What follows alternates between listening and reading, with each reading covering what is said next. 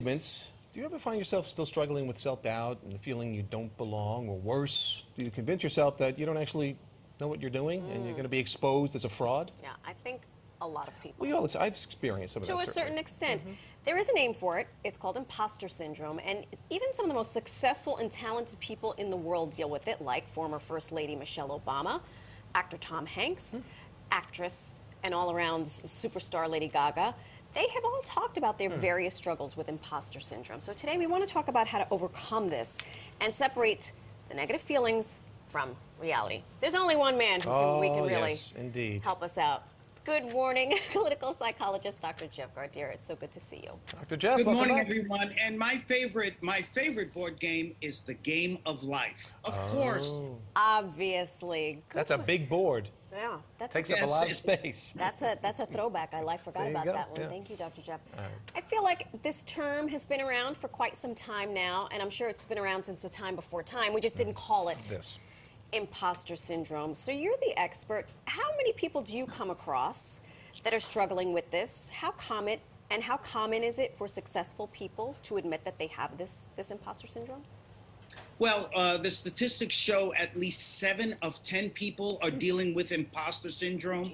Another study I looked at said at least 82% of the people who responded to their survey said that they had some of those exact same feelings. So this is something really that most of us, I would say, deal with at some point in our lives. It waxes and wanes, it gets better, it gets worse, but that is part of, Chris, the game of life. There you go. So it's somewhat situational, but is perfectionism somehow linked to this, that you want to be perfect, and if you're not, that means you're an imposter in what you're doing? Yeah, I think a lot of people who are very successful may be perfectionists. They feel that no matter how good they may have done, that they could have done more.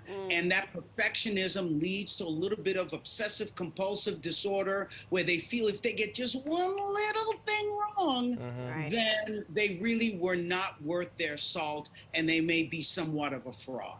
Yeah. Earlier we were talking about this, and I said that growing up as a kid, I felt like I was the dumb kid in the smart row. And as a result, I always sat in the back. I was very quiet. If you gave me an assignment where all I had to do was write, aces. Nailed it. If I had to speak, I felt like, oh, these kids are going to think I'm a know-it-all or I'm too smart. And that's just one of so many ways, I think, that imposter syndrome manifests itself in everyday life.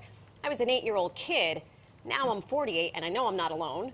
There are lots of people who suffer from this, but how does it manifest itself? For me, it was shrinking into the wallpaper. Yeah, exactly. So we see this happening with kids a lot, and that's why we talk about the importance of setting a psychological safe space for kids to learn, where if they get something wrong, you encourage them to actually learn from that. It doesn't mean that they're not smart enough. As we know with you, a lot of kids hide behind that. They sit in the last row. So it's important that we let them know that they are in fact smart. But we see it happening in industry. We see it at our jobs, where we feel that perhaps we are not the best at what we're doing and we shouldn't be comparing ourselves. And we even see it in relationships, where you may feel that you are not good enough for that person who may be dating you, and they're actually doing you, or you feel like they're doing you a favor by being with you, and that's not very healthy. Right. Well, reflecting on this, not to make this about me, but also about the parenting concept and some of the causes for this. I remember when I was a kid, my dad, if I was playing Little League Baseball, I go 3 for 4. He'd say, well, what happened when the time you made out? I get a 98 on my math test. I need to get a 99. So, but he was doing these things from the standpoint of making me want to try harder to keep improving. Right. But in some way, the type of person, my personality was like, well, I guess I'm not good enough to get to that point. So are these some of the types of causes that can happen early on in life that leads to this? Well, first thing I want to say is both of you have proven your parents wrong, because you really made it. But yes, as parents, too often we are too much about the stick and not the carrot. Right. So yes, you did. It's important that we do give you positive reinforcement for what you have done and what you have achieved. And then we can push a little bit more and say, okay, let's see where we could take it to the next level. But it is so important that we reinforce and compliment what's already been done and that the effort was put in. And I also think it is important for the three of us, I'm dragging you into this, Dr. Jeff. I think it's Sure. easy for folks to look at us and say, oh my God, they're on TV. They're living the life. They always, you know, and even with you, and I think it's important to share that because you know. Yeah, room full of strangers, by the way, unlike anybody else. Right, I'm just shrinking. Right, For the exactly. most part, yeah. I wonder. Well, no, I think it is important that you share this because one of the things that we talk about is the importance of mentorship. And so we need people like yourselves who are successful to say, yes, even though we have great success and we're doing very well in life, we're at the top of our game, that we still have imposter syndrome every once in a while. And so that is really helpful for people who deal, or young people dealing with imposter syndrome, to know that, yes, you can be successful and not be the greatest, or you've made some mistakes, but it doesn't take away from your ability. You are not a fraud. You are the real thing. Of course, though, what are we going to do? Right. How do we combat this? How do we Right. overcome this? Well, there are a couple of things I would do. First of all, I talk about the hot tub time machine.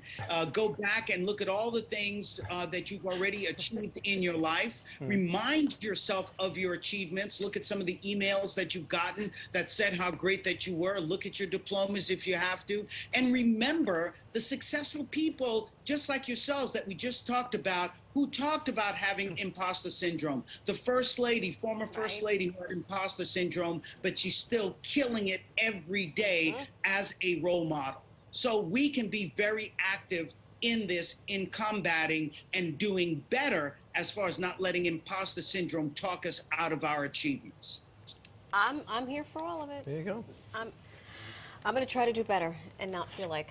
So, "Ah, like what am I positive doing here?" affirmations, Yeah. are those a good thing to do? Yeah. Say again now. Positive affirmations, are those a good thing Positive to do? affirmations. If you have to talk to yourself, stand in the mirror and say, yes, I can do this. Yes, I made a mistake, but I'm going to grow from it. But I can do this. Believe in yourself. And I'm believing in Dr. Jeff. Well, and then surround yourself with people like Dr. Jeff. Absolutely. Who help bolster that feeling instead of, you know. Right, and that's what we should be doing as parents, as friends, as family, as teachers. Really be supportive of the people around us, supportive of our students and our workers, and let them know that they are valued and that they don't have to be their own worst critics because we love them for who they are. They are successful in their own right. Dr. Jeff, always wise words from this one. 100%. Yes, he's a prophet. Thanks so much for spending time Great with us seeing you this again. morning. We appreciate it. Always a pleasure. All right, be well.